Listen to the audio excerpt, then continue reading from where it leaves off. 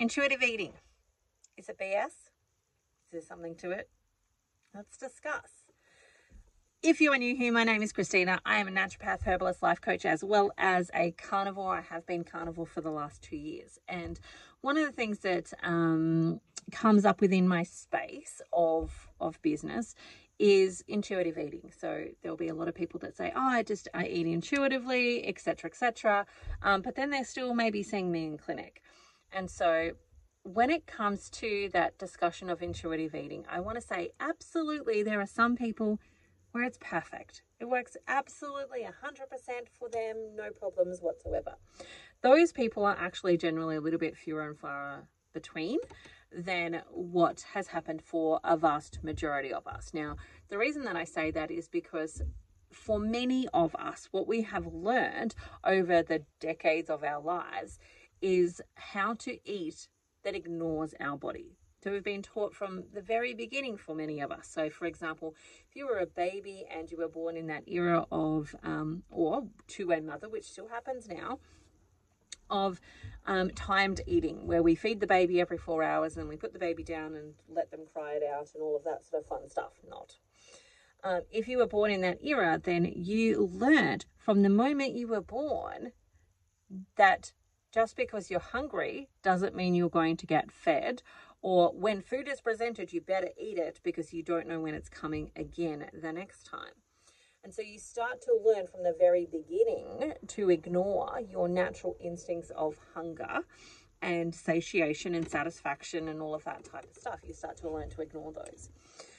Now, for other people, they might have had a mother who demand fed them, so they cried and they got food, and like they kept to an extent that instinct about like, I'm hungry, I cry, I get food, I stop when I'm full. Like they keep that for a bit. But then you might have moved to meal times. So meal times might have been, again, depending on your caregivers about when they decided to feed you. They might have looked at the clock and said, okay, it's breakfast time. It's 8 o'clock, so we're going to feed you some breakfast. It's 12 o'clock, we're going to feed you some lunch. It's 3 o'clock, we're going to feed you some afternoon tea. It's dinner time, which, whatever time that it might be in your household, that's when you're going to get dinner. And so that's a part of unlearning to listen to your body. So you sit down at the table, you might have also been told to eat everything on your plate, and it all depends on a whole range of different things that happen within your family and their scheduling and how they decide to eat and all of that type of stuff. But for along the way, for majority of us, what we have learnt is to ignore our instincts around food, when to eat, that feeling of satisfaction, the feeling of fullness, etc., etc. And there can be all sorts of reasons as to why that has happened. A lot of them habitual, a lot of them to do with our family cycles and how they've done it for generations before them and pass that down to other people or to you. And so when it comes to somebody who's then starting to try and take their health seriously, there's often a little bit of unpacking or untraining that needs to happen when it comes to getting back in touch with how our bodies actually feel. And I talk about this from the perspective of water. So a lot of people that I see in clinic, so not everybody, of course, because I'm only seeing, certain people in clinic. I'm not seeing everybody in my clinic. But those people that I see in clinic, there's quite a lot of them that are underhydrated. So they have been under drinking water for a really long time in their life. So let's say for the last 20 years, they've maybe only been drinking a litre and a half of water, which, is underhydration for the vast majority of people. There are only a few people where a litre of water or a litre and a half of water would actually be adequate amounts. And so their body has gotten used to feeling dehydrated. So dehydration feels normal to them because that's the common experience of their bodies. What their body commonly experiences is dehydration. So dehydration, to the extent that they've been experiencing it for most of their life, feels like normal to them.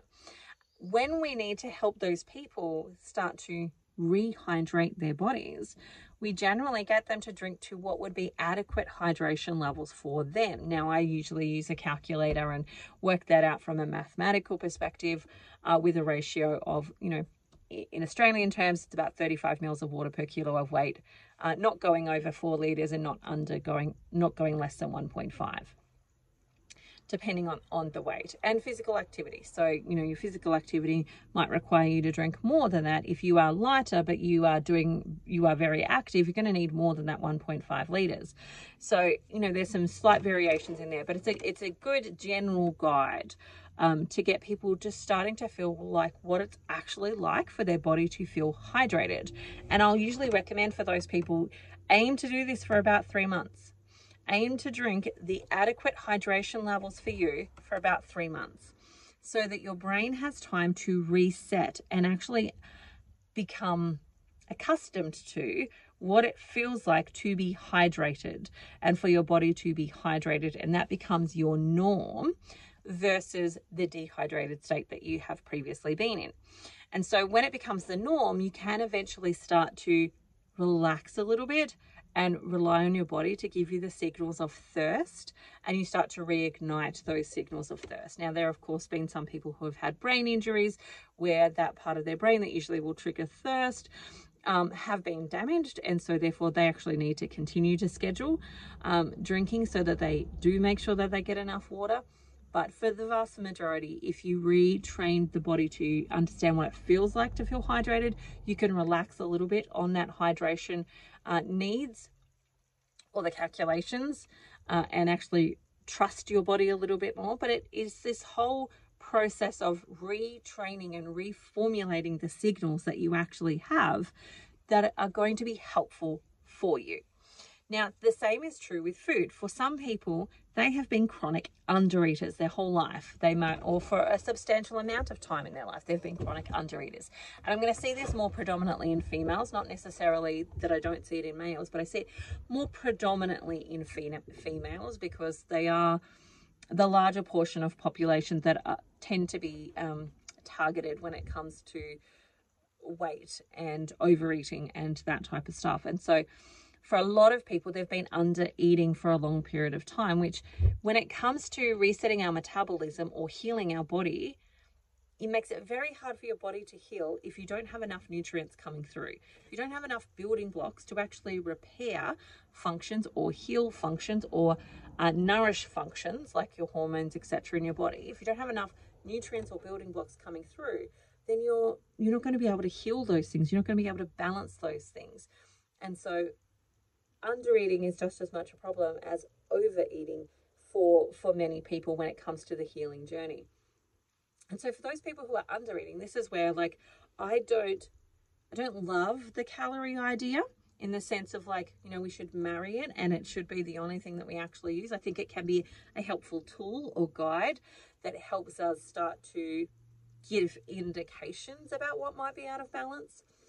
But for those people undereating, I'll often get them to do a TDEE, which is total daily energy expenditure, to start looking at what is, you know, just a bit of a guide. Like, it's not perfect by any sense of the means, but what's a bit of a guide with how much you should be eating at a maintenance level to maintain your current health status. And I say it that way because it's not about weight, it's about your current health status.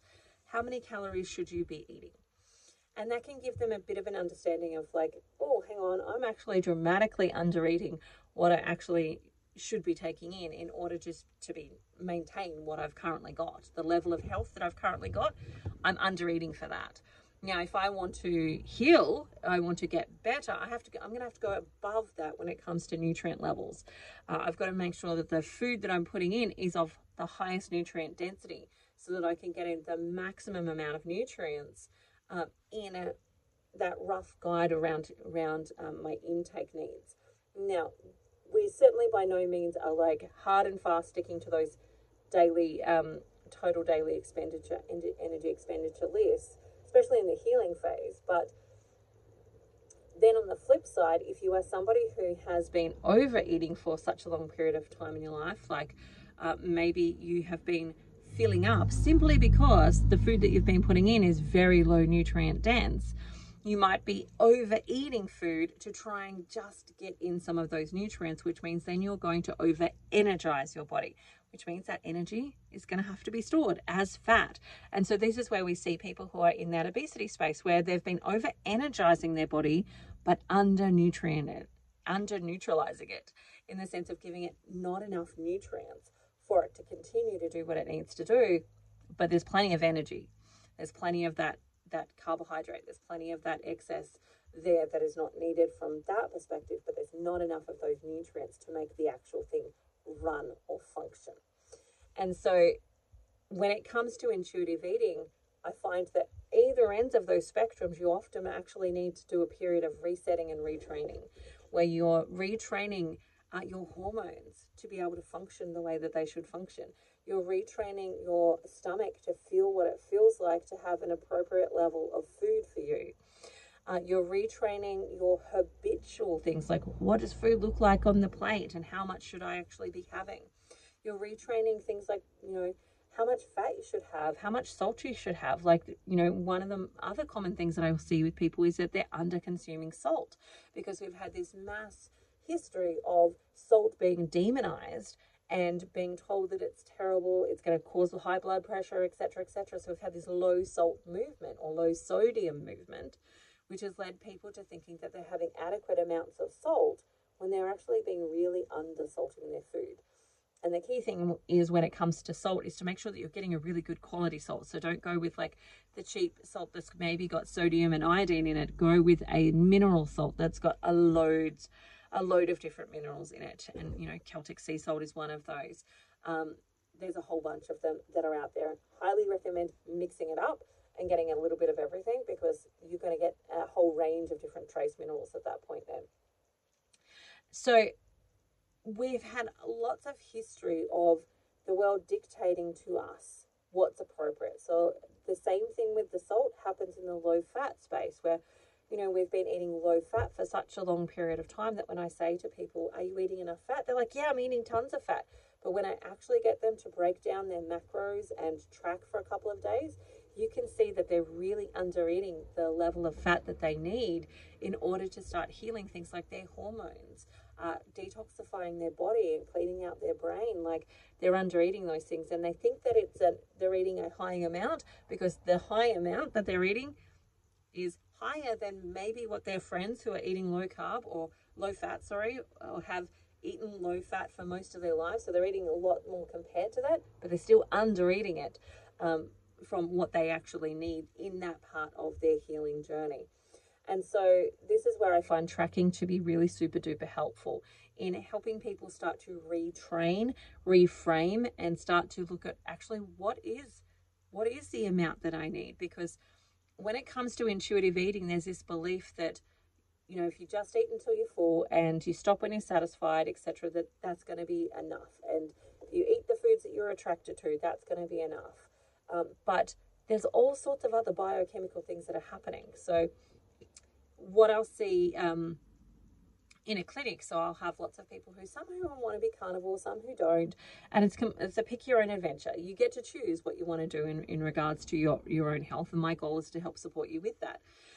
But when it comes to people who maybe are not yet ready to go on like a keto or a low carb or a carnivore style diet, whether it be hyper carnivore, etc. They're in the very beginning steps of starting to change their diet.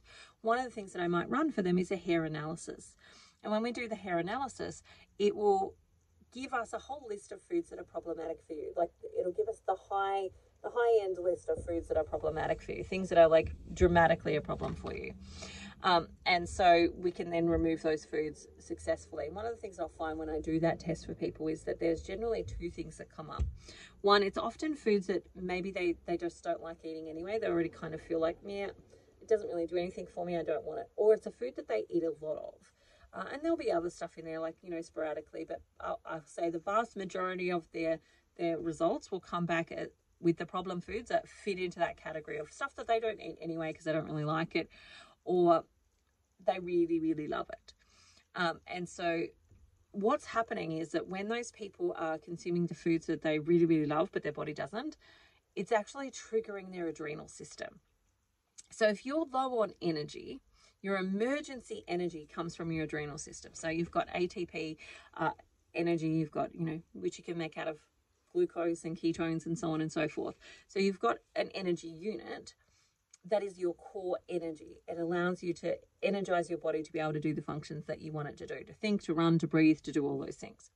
Now, if you are running low on being able to access that energy, and that can happen if you've got insulin resistance, right? You might have plenty of fat on your body, but you're not accessing it. You're not opening the doors and converting it into ketones and turning it into energy. If you're not able to access that energy for all sorts of different reasons, then your body will use what is that more flight, fight, or fawn energy, which comes from your adrenal system. And so in order to trigger the adrenal system, one of the ways that you can do that is to eat food that is problematic for you. Eat food that creates an inflammatory response, because it gives you a rush of adrenaline when you actually eat it. And so this is how it can become addictive, that we really like foods that are actually not so great for us, because they trigger the adrenal system to pump out some adrenaline, and you've got some energy. You've had a boost. You're like, yep, now I can do things. And it's really that fight or flight energy that's been triggered, which is, short, sharp, not long staining. It doesn't last forever, but it gives you a rocket sort of fuel boost.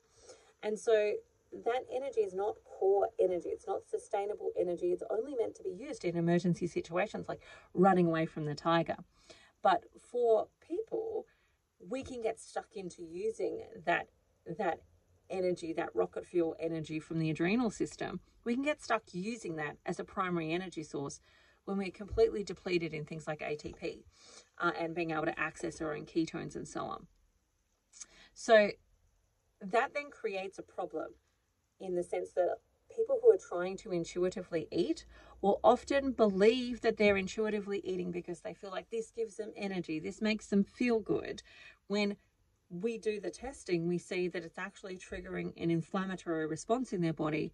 And so they're addicted to those foods because they're triggering the adrenals. And eventually, if you trigger your adrenals unnecessarily, consistently over long periods of time, you'll end up with burnout or adrenal fatigue. And that's when we start to see people falling into things like chronic fatigue and energy depleting syndromes. And that can be a big problem when it comes to, I'm just going to trust that my body is telling me what it needs to tell me. Because often we have to relearn the language of the body. I'll talk about it from this perspective. So I work with a lot of mast cell activation people. So their immune system is over-functioning, depending on how you want to describe it. They might have a lot of histamine issues, etc., etc. And so one of the things that I will ask those people when I start working with them is, I really need you to clarify, what does it feel like when you say you have a reaction? Because I've learned after 20 years of working in this space that what means something to me might not mean the same thing to somebody else. And so when they say I'm having a reaction, I want to know, what specifically does that feel like? Because how that feels like can give me clues to actually what system is being triggered and what pathway is being triggered. And so, for example, when I eat it, my throat gets really sore, it starts to close up, or I find it hard to breathe, or, I'm finding that I'm getting rashes and maybe sneezing and itchy eyes and all of that type of stuff, then that's going to be an indication to me that that's more of a histamine response. So great, we're going to focus on lowering some of those histamines for you. But they might also go, well, I'm getting nausea when I eat this thing, or if I'm not eating, I'm getting nausea, or, their reaction might be more a pain, or it might be a headache, or it might be loose bowels, or those types of things. That reaction is a detoxification reaction. And so these two things can get bundled together as the same thing, but we have to kind of pull them apart and recognize there's a couple of things that are going on here.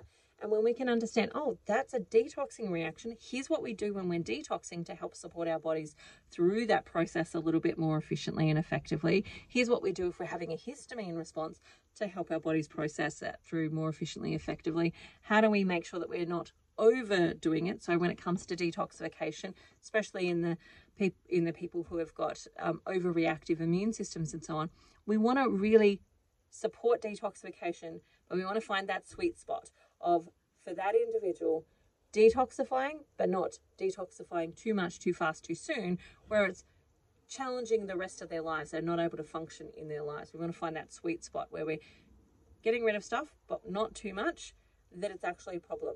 And as we slowly, find that space and that sweet spot, what we'll find over time is that sweet spot starts to move, where we can start to do a bit more detoxifying, and we can do a bit more, and we can do a bit more, until we've created this place where our body can do it a little bit more naturally and efficiently, and so on, and we can support it really well. But the process comes back to, we've got to relearn how the body actually functions. So when people say to me about intuitive eating, I know that there's a whole bunch of things that come into that.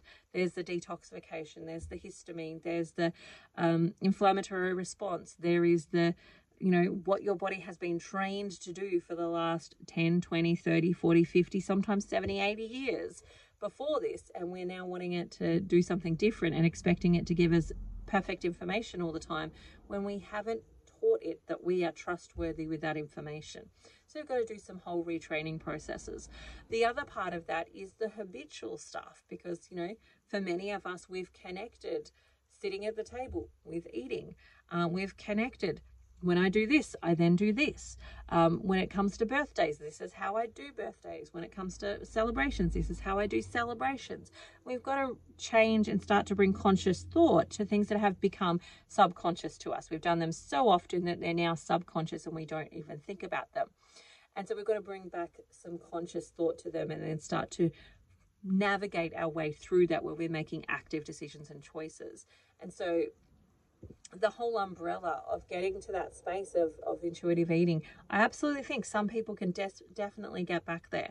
I think for other people, that road is a little bit harder, and this is where the tracking tools, testing things like your blood and your ketones and your glucose, and measuring and tracking some calorie intake every so often, can be quite helpful in helping you unpack and see how you're doing, what's going on for you, what things do you still need to grow in and learn on, and spend more time and energy unpacking or healing to get to where you actually want to go. So I hope this was helpful. I trust it was. I look forward to seeing your comments below and talking to you again. If there's a topic you'd like me to talk on, let me know. Drop it below. Remember to like and subscribe, and I'll see you again. Bye for now. See you later.